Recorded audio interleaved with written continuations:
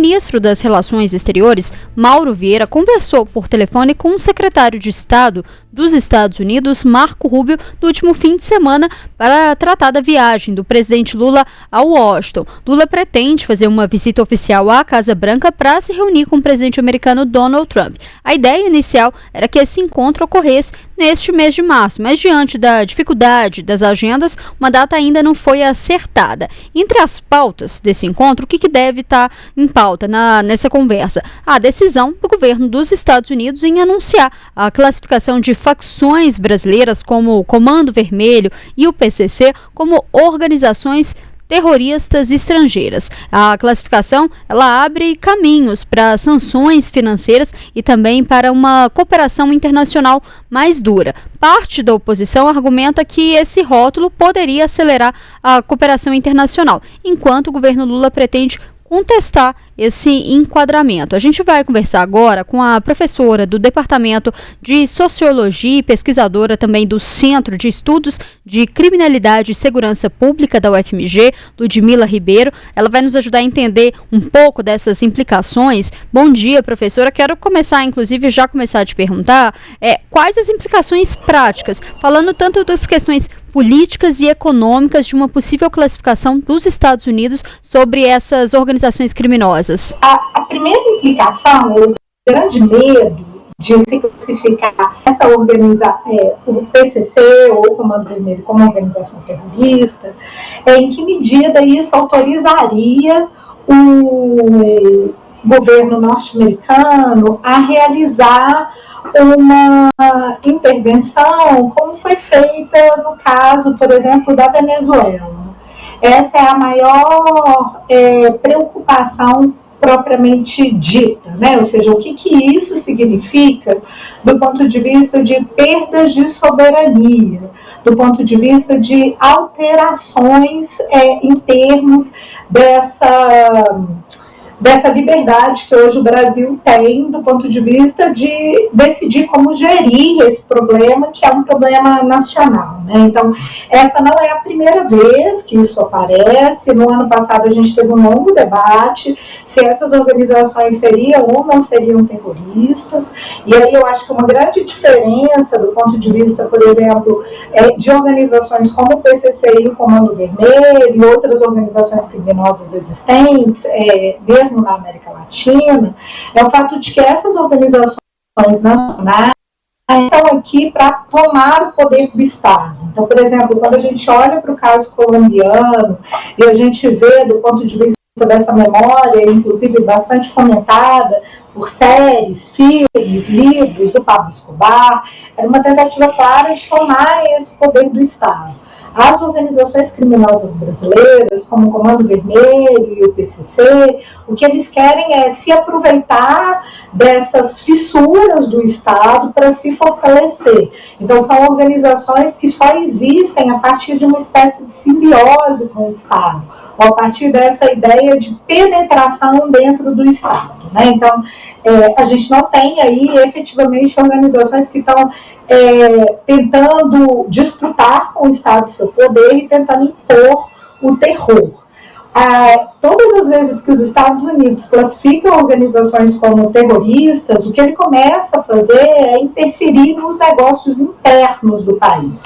Então a gente pode de novo voltar ao caso colombiano. O que a gente tem é uma série de interferências ali historicamente, a partir do DEA, né, do Drug Enforcement Agency, que tem milhares de papéis, e quando a gente olha aí de novo para toda essa produção que foi construída, acadêmica e cinematográfica sobre o Pablo Escobar, a gente vê claramente esse papel do DEA, entrando ali, fazendo investigações, tentando reforçar o aparato coercitivo e muitas das vezes, inclusive, disputando o que fazer com o Estado colombiano. E mais recentemente, essa ideia de organização terrorista e de classificação do Maduro como grande líder dessa organização na Venezuela, essa intervenção dos Estados Unidos aí já no âmbito político, já no âmbito do ponto de vista de desestabilização e reorganização das instituições domésticas. Então, esse é o grande medo. Por um lado, uma intervenção mais direta na forma como o sistema de justiça funciona, e aí a gente pode olhar para o caso colombiano de décadas atrás, ou o medo de uma interferência muito direta do ponto de vista político com a prisão do Nicolás Maduro na Venezuela.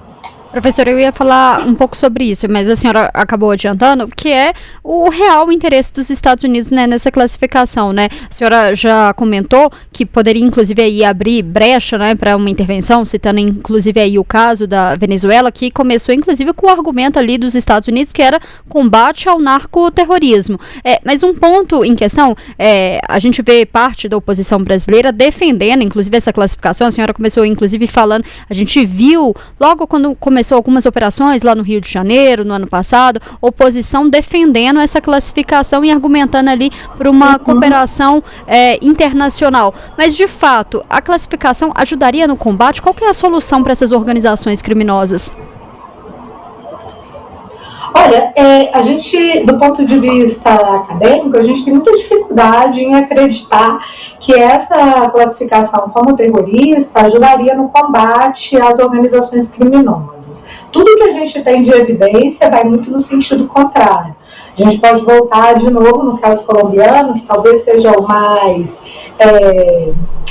institucionalizado, o que a gente tem mais exemplos históricos, que é a intervenção do DEA na política do sistema de justiça criminal, na forma como o sistema de justiça criminal funciona. Ele não acabou com os cartéis, né? Ele tampouco enfraqueceu absurdamente esses cartéis. O que a gente tem do ponto de vista de mudanças são muito mais políticas internas, os acordos de paz, a tentativa mesmo de reorganizar esse sistema de justiça criminal, e algo que a gente fala pouco no caso brasileiro, que se essas organizações elas se aproveitam desse Estado e elas se fortalecem a partir do Estado, o que a gente deveria fazer é exatamente combater a corrupção estatal, né? Ou seja, essas organizações elas se fortalecem a partir desse próprio Estado. Então, uma intervenção internacional, né, uma intervenção externa, vinda dos Estados Unidos, seja para prender um sujeito, seja para extraditar 5, 6 pessoas, dificilmente isso vai ser capaz de bloquear todos os fluxos de informações e de comércios ilegais que levam ao fortalecimento dessas ações. Então, o que a gente pode pensar é em melhores cooperações do ponto de vista de transferência de inteligência, transferência de informações, que nos ajudem mesmo a entender melhor como que essas organizações operam e qual que é a sua ossatura do ponto de vista interno, em detrimento de algo que seja simplesmente vir uma agência exterior prender 5, 6 pessoas, ou seja, é uma ilusão acreditar, é quase acreditar numa varinha de condão que vai vir e vai realizar 5, 6 desejos, ou seja, vai prender 5, 6 pessoas, vai desestabilizar politicamente o país sem resultados consistentes a longo prazo. Professora, só uma última pergunta. A gente está em um ano eleitoral. Qual que é o impacto disso político? Porque a gente sabe que essa pauta da segurança pública, ela é uma prioridade para o eleitor, as pesquisas mostram isso, mas quando a gente vê uma pressão dos Estados Unidos e até também uma tentativa do governo brasileiro em evitar uma classificação, isso também coloca o Palácio do Planalto em uma situação embaraçosa, principalmente ali com o eleitor. Qual que é o impacto político disso? E a gente pode esperar, inclusive, para essas eleições. Eu não tenho dúvida de que o impacto político disso é gigantesco. Primeiro porque desde o ano passado, quando vieram as primeiras notícias dessa tentativa, seja interna por parte do Congresso Nacional, seja externa por parte dos Estados Unidos, do ponto de vista de classificação de PCC e Comando Vermelho como organizações terroristas, né, e de envolvimento de lideranças políticas ou de tentativa de classificação de lideranças políticas como líderes dessas organizações criminosas, o que a gente tem é, de fato, aí, em termos de cenário, são as eleições políticas. Tanto é que a gente tem Eduardo Bolsonaro o tempo todo forçando ou pressionando a essa classificação, a essa mudança do ponto de vista de entendimento do que são essas organizações e como que elas operam no cenário nacional, e ainda do ponto de vista de uma crença de que esse ator externo é o que vai fortalecer o Estado do ponto de vista de combate ao crime organizado, quando na verdade todos os exemplos históricos mostram que essa intervenção externa, ela enfraquece o Estado e dificulta ainda mais do ponto de vista de reforço em termos de desarticulação das organizações criminosas. Então não há dúvida de que essa mudança, ela enfraquece o Palácio do Planalto nesse momento, ela fortalece a oposição, mas o que a gente precisa pensar é muito mais do que uma eleição, muito mais do que as próximas eleições, quais são os efeitos duradouros dessa mudança.